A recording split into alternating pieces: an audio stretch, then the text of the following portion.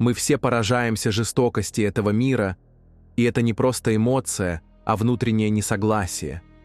Потому что что-то в нас помнит, что так быть не должно. Мы видим страдания животных, бессмысленные войны, болезни, предательство, разруху, и каждая клетка в нас сжимается.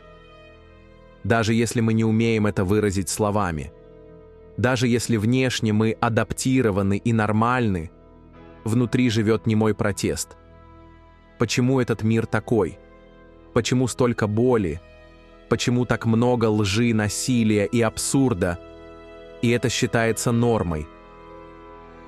Если бы мы были рождены из этой системы, встроены в нее с самого начала, мы бы не страдали от нее, мы бы ее принимали как естественную. Но мы страдаем. А значит, в нас есть нечто, что не отсюда. Это ощущение несправедливости, боли, несовершенства. Это не ошибка. Это память о другом, мире, чистоте, источнике. И вот в чем парадокс. Жестокость мира – это не доказательство нашей слабости. Это доказательство того, что мы из другой чистоты. Потому что если ты видишь и чувствуешь, что что-то не так, значит, в тебе уже есть масштаб, с которым ты сравниваешь. Для нас всех это все было бы нормой, но это не так. И вот именно это и есть твоя глубинная память. Не память мозга, а внутреннее знание, которое невозможно доказать, но невозможно и заглушить. Если бы все было нормально, ты бы не чувствовал себя чужим. Ты бы не просыпался с ощущением, что что-то не то. Ты бы не задавался вопросами о смысле, о душе, о других мирах. Ты бы не искал, но ты ищешь, потому что что-то в тебе знает. Этот мир не окончателен. Эта боль не неизбежна. И ты сам не тот, за кого тебя пытались выдать. И именно это знание делает тебя способным выйти за пределы матрицы восприятия. Может быть, мы не отсюда, а может быть, этот мир когда-то был другим, и только в последние эпохи стал таким, каким мы его видим сейчас. Но в любом случае, что-то в нас остается несогласным. Мы чувствуем, есть несостыковка, слишком глубокая, чтобы быть случайной, слишком постоянная, чтобы быть просто чувствительностью. И тогда возникает главный вопрос. А кто тот, кто чувствует этот разрыв? Кто внутри тебя говорит «это не то»? Кто не соглашается, не сдается, продолжает искать? Мы называем это «я». Но что это за «я»? Оно не похоже на предмет. Его нельзя потрогать, измерить, доказать. Оно не вещь. Скорее, петля, в которой сознание смотрит на само себя. Мозг создает модель себя и затем думает об этой модели, думает о том, кто думает. И в этом отражении на отражение рождается странное чувство «я есть». Как писал Хофштаттер, «Ты — это странная петля в системе, где мысль порождает мысль о себе, и эта мысль считает себя живой.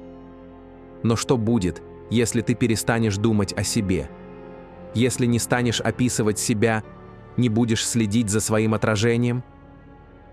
Исчезает «я». Остается только «есть». Ты слышишь этот голос, ты думаешь мысли, ты чувствуешь тело, ты реагируешь на эмоции. Но кто это делает? Сейчас мы пойдем в обратную сторону. Не найдем, а уберем. Снимем все, что ты привык считать собой.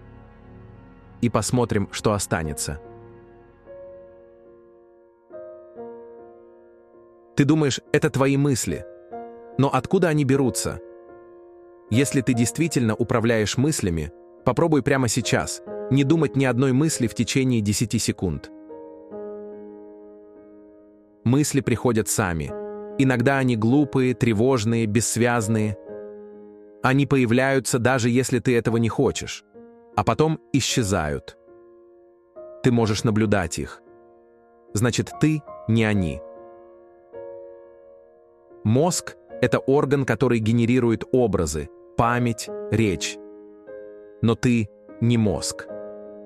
Ты тот, кто осознает, что у тебя есть мозг. Как наблюдатель у экрана. Компьютер может думать.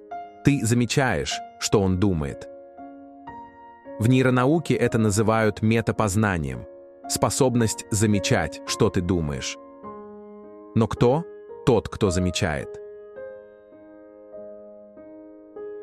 Сейчас обрати внимание на ладони. Ты чувствуешь их. Значит, ты не они. Тело – это объект восприятия. Ты можешь смотреть на него в зеркало. Оно меняется.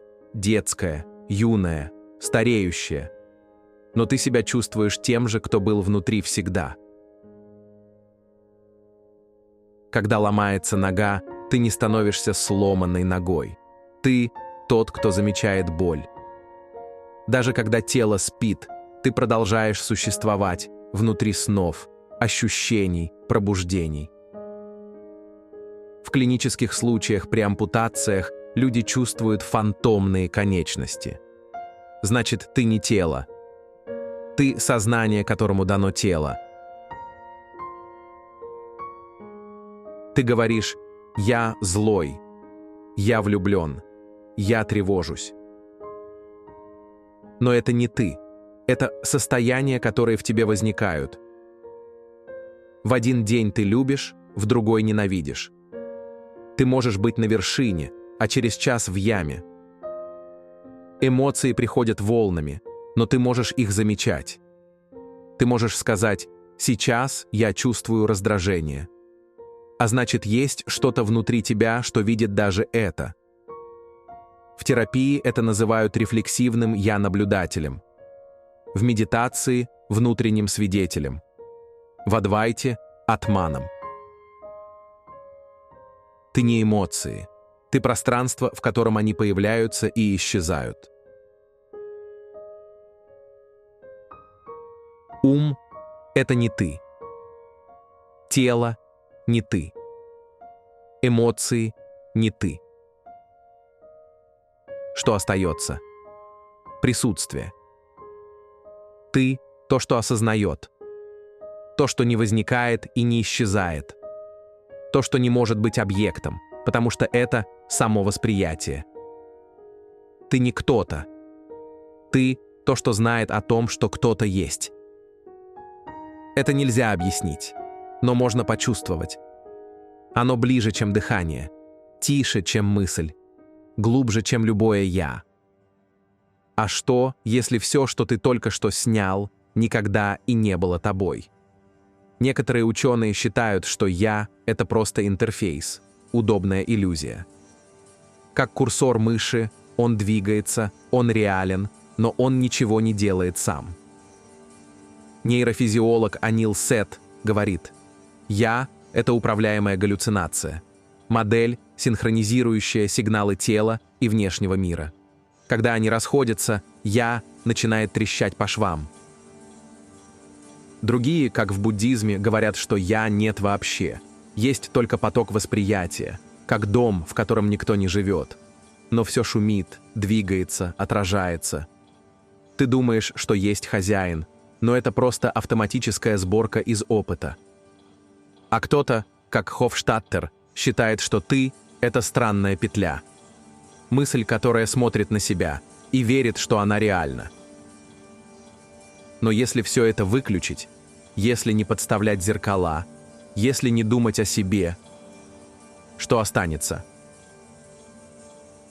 Бытие. Присутствие. Не «я есть», а просто есть.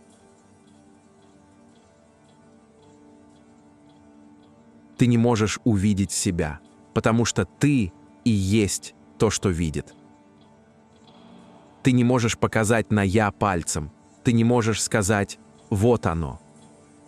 Потому что в тот момент, когда ты пытаешься это сделать, ты уже не в том, а смотришь на это.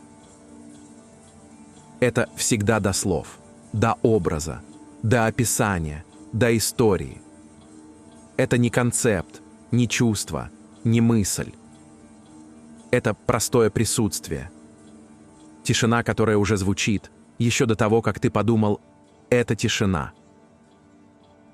Ты не создаешь ее, ты в ней. Не надо прилагать усилий, не надо дотягиваться, называть, доказывать. Ты уже здесь, без имени, без роли, без попытки быть кем-то.